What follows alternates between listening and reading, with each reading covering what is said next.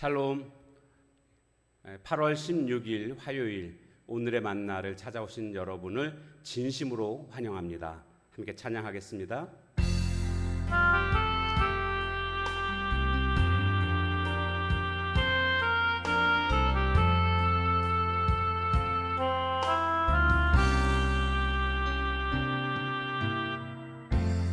약할 때 강함 대신에 나의 보배가 되신 주 나의 모든 것.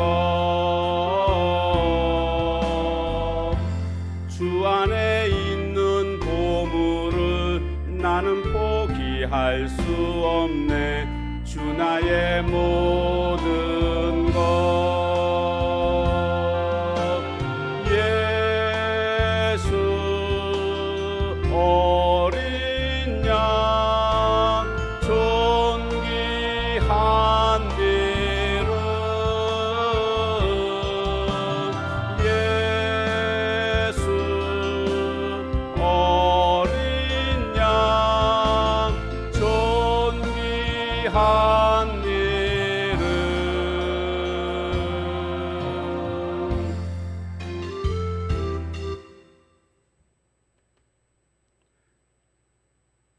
오늘 우리가 함께 나눌 말씀은 역대하 19장 1절에서 끝절 11절까지 말씀입니다.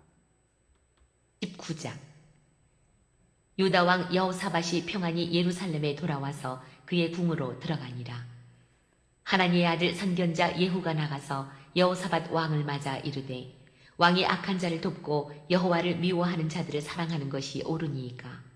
그러므로 여호와께로부터 진노하심이 왕에게 임하리이다. 그러나 왕에게 선한 일도 있으니 이는 왕이 아세라 목상들을 이 땅에서 없애고 마음을 기울여 하나님을 찾음이니이다 하였더라.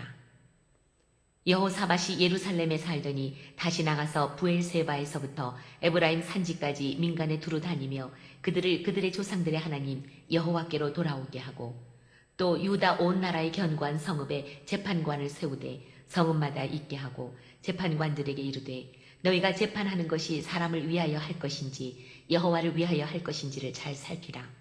너희가 재판할 때에 여호와께서 너희와 함께 하심이니라. 그런즉 너희는 여호와를 두려워하는 마음으로 삼가 행하라. 우리의 하나님 여호와께서는 불의함도 없으시고 치우침도 없으시고 뇌물을 받는 일도 없으시니라 하니라. 여호사밧이 또 예루살렘에서 레위 사람들과 제사장들과 이스라엘 족장들 중에서 사람을 세워 여호와께 속한 일과 예루살렘 주민의 모든 송사를 재판하게 하고 그들에게 명령하여 이르되, 너희는 진실과 성심을 다하여 여호와를 경외하라. 어떤 성읍에 사는 너희 형제가 혹 피를 흘림이나 혹 율법이나 계명이나 율례나 규례로 말미암아 너희에게 와서 송사하거든 어떤 송사든지 그들에게 경고하여 여호와께 죄를 범하지 않게 하여 너희와 너희 형제에게 진노하심이 임하지 말게 하라. 너희가 이렇게 행하면 죄가 없으리라. 여호와께 속한 모든 일에는 대제사장 아마랴가 너희를 다스리고 왕에게 속한 모든 일은 유다 지파의 어른 이스마엘의 아들 스바랴가 다스리고 레위 사람들은 너희 앞에 관리가 되리라. 너희는 힘써 행하라. 여호와께서 선한 자와 함께 하실지로다 하니라. 아멘.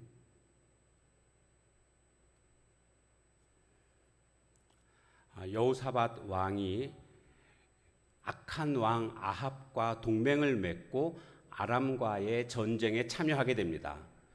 이것은 미가야 선지자가 예언을 통해서 참석하지 말라고 그렇게 말해줬음에도 불구하고 결국 참석했다가 거의 죽을 뻔했습니다. 그러나 오늘 1절에 보니까 평안히 예루살렘으로 돌아오게 되었다라는 겁니다. 위험했지만 그러나 하나님의 특별하신 은혜와 보호로 돌아오게 됐던 것입니다. 돌아오자마자 2절에 보면 이제 예후라는 선견자가 여호사밧 왕을 맞이하면서 말을 합니다. 왜 악한 자를 도왔습니까? 여호와께서 미워하는 자를 왜 사랑하는 것이 옳습니까? 그러면서 여호와께서 진노하셨다. 진노하셨다라는 것은 어떤 이제 징벌을 받게 될 것이다. 이것을 말하는 거 아닙니까? 그런데 3절에 보면 그러나 왕에게 선한 일도 있습니다. 아세라 목상을 없앴고 또 하나님을 찾았습니다. 그러니까 진노 중에도 긍휼을 베푸시는 하나님이심을 알려주고 있습니다. 지금 이 예후 선견자 입장에서는 지금 책망하는 거 아닙니까? 책망함과 동시에 또한 그가 했던 선행들도 말하는 것을 보게 됩니다. 오늘 우리도요, 다른 사람들에 대해서 대할 때에 잘못한 것에 대해서, 죄를 지은 것에 대해서는 그건 죄니까 어쩔 수 없습니다. 잘못한 것은 잘못했다라고 말해야 합니다. 그러나 또 한편으로 그가 잘한 것도 있다면 그 잘한 것에 대해서는 격려하고 칭찬할 수 있어야 합니다. 특별히 자녀들을 대할 때 혹은 남편과 아내들을 대할 때도 이런 두 가지 면을 우리는 잘 생각해야 하겠습니다. 하나님은 진노하시는 하나님이심과 동시에 또한 긍휼을 베풀어 주시는 분이십니다. 그것이 절정으로 나타난 곳이 바로 십자가입니다. 십자가는 가장 극악무도한 죄인들을 처형하는 사형제도 아닙니까? 그만큼 우리의 죄를 위해서 십자가에 돌아가신 예수님, 우리의 죄가 그렇게 깊다라는 것을 뜻하는 것이고, 하나님은 그 죄에 대해서 진노하셨다라는 것, 십자가 형틀이 그것을 우리에게 알려주고 있습니다. 그러나 우리를 사랑하셨기에 예수님을 대신 십자가를 지게 하셨고 우리를 살려주신, 이것이 바로 진노 중에도 우리에게 긍휼을 베푸신 하나님의 모습을 발견하게 됩니다. 오늘 우리도 이와 같이 진노 중에 긍휼함을 받은 오늘 우리들이라고 한다면, 하나님께로부터 내가 징계를 받을 때에 나 자신을 한번 다시 돌아보면서 긍휼을 기대하며 하나님께 회개할 줄 아는 오늘 우리들의 모습이 되어야 하겠습니다. 이 여호사밧 왕은 지금 잘못한 것에 대해서 선지자가 책망할 때에 이것을 그대로 받아들입니다. 화낸 게 아닙니다. 맞습니다. 내가 잘못했습니다. 그리고 그가 이제 오히려 자신의 잘못을 디딤돌 삼아서 더 열심히 하나님께서 맡겨주신 사명을 감당하는 모습을 보게 됩니다. 그래서 4절에 가보면 브엘세바에서부터 에브라임 산지까지 이렇게 두루 다녔다. 그러니까 에브라임까지 브엘세바에서, 이것은 유다의 전 지역을 의미하는 것이고, 직접 다니면서 그가 했던 게 뭡니까? 여호와께로 돌아와라. 백성들을 직접 찾아다니면서 여호와께로 돌아오라고 그렇게 권면하고 명령하는 이런 모습을 보여주고 있습니다. 그리고 재판관들을 성마다 세우고는 재판관들에게 재판을 하라고 명령을 합니다.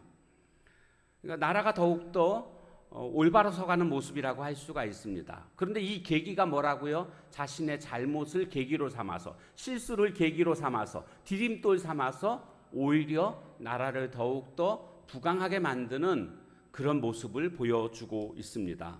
오늘 우리들도 어떤 잘못이 있을 때, 실수가 있을 때 낙심할 것이 아니라 오히려 그것을 디딤돌 삼아서 도약할 수 있는 그런 믿음의 사람들이 되어야 하겠습니다. 자, 그런데 이 재판관들에게 당부하는 게 있습니다. 그 재판관들에게 7절에 가보면 그가 특별히 당부하는 내용이 나옵니다. 그런즉 너희는 여호와를 두려워하는 마음으로 삼가 행하라. 여호와를 두려워하는 마음으로 이 재판을 하라, 이렇게 지금 말하고 있습니다.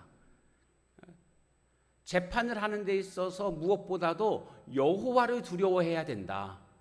그러니까 많은 재판관들이 이 재판을 유리하게끔 어떤 쪽으로 하게 되면 그 사람들로부터 뇌물을 받을 그런 가능성이 늘 재판관에게는 있는 것 아닙니까? 그러니까 그런 거 눈 돌리지 말고 여호와를 두려워하는 마음으로 재판하라, 이렇게 말하고 있습니다. 이것이 올바른 재판이 될 것이고, 재판이 올바로 되면 나라가 올바로 서는 것 아니겠습니까? 오늘 우리들도 무엇보다도 먼저 하나님을 두려워하는 그런 마음이 성도로서 올바른 태도라고 할 수가 있습니다. 그런가 하면 또 9절에 가보면 그들에게 명령합니다. 뭐라고요? 진실과 성심을 다하여 여호와를 경외하라. 뭐 비슷한 말이기는 하지만 여호와를 경외하라는 것이 두려워하라는 말과 비슷한 뜻이긴 하지만 특별히 너희들은 진실과 성심을 다하라. 최선을 다하는 열심을 강조하고 있습니다. 하나님이 오늘 나에게 주신 이 사명을 감당함에 있어서 최선을 다하는 그런 모습이 되어야 하겠습니다. 그래서 얼핏 보면 이와 같은 것이 아니 지금 재판하는 것하고 이거하고 무슨 상관이 있는가 이런 생각이 들 수도 있겠지만 또 우리가 깊이 묵상해 보면 재판하는 사람에게는 이와 같은 진실함과 또 성심 이것이 굉장히 필요하다.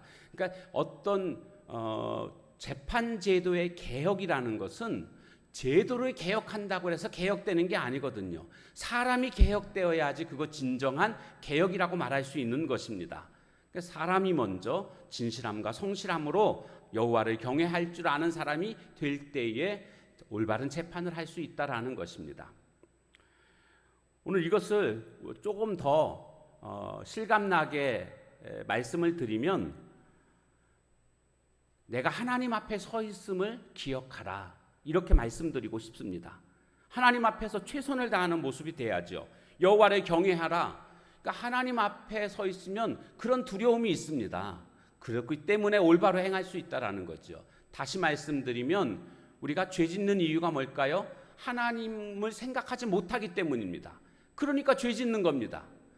그러나 내가 하나님 앞에 서 있음을 늘 기억하게 될 때에 우리는 잘못된 행동들을 하지 않을 수가 있는 것입니다. 특별히 재판관들에게 이와 같은 것들을 요구했는데 이것이 바로 재판관의 기본적인 자질이라고 말할 수가 있습니다. 우리가 여기서 한 번 더 적용해 본다면 나는 과연 사회 속에서 내게 주어진 일들을 하는 데 있어서 올바른 자질을 갖추고 있습니까? 예, 갖추고 있으니까 그 일을 하고 있는 겁니다. 그러면 한 번 더 적용해 봅니다. 그러면 나는 하나님의 자녀로서 또 성도로서 직분자로서 하나님 앞에 올바른 자질을 갖춘 자가 되고 있습니까? 혹시나 부족하다고 느껴진다면 어떻게 해야 되겠습니까? 다시 한번 디딤돌 삼아서 나의 부족하구나 이것을 깨달음을 디딤돌 삼아서 더욱더 부족한 부분들을 채워가며 주께서 나에게 주신 사명을 잘 감당할 수 있는 우리 모두가 다 되어지시길 주님의 이름으로 축원합니다. 기도하겠습니다. 하나님 참 감사합니다. 진노 중에도 긍휼을 베푸시는 여호와 하나님 감사합니다. 때로는 우리가 잘못할 때에 그것으로 인해서 낙심할 것이 아니라 오히려 여호사밧 왕처럼 디딤돌 삼아서 도약할 수 있는 저희들 되게 하옵소서. 재판관의 자질을 우리가 살펴봤는데 여호와를 두려워하는 마음, 진실과 성심을 다해서 여호와를 경외하라고 하셨던 것이 재판관의 기본 자질이었던 것처럼 오늘 우리들도 하나님의 자녀로 또 직분자로서 하나님 앞에서 올바른 자질을 갖추고 주님을 섬길 수 있는 저희들 되게 하옵소서. 예수님의 이름으로 감사하며 간절히 기도하옵나이다. 아멘. 오늘 주신 말씀 붙들고 기도하시고 개인의 기도 제목 가지고 기도하는 시간을 갖도록 하겠습니다.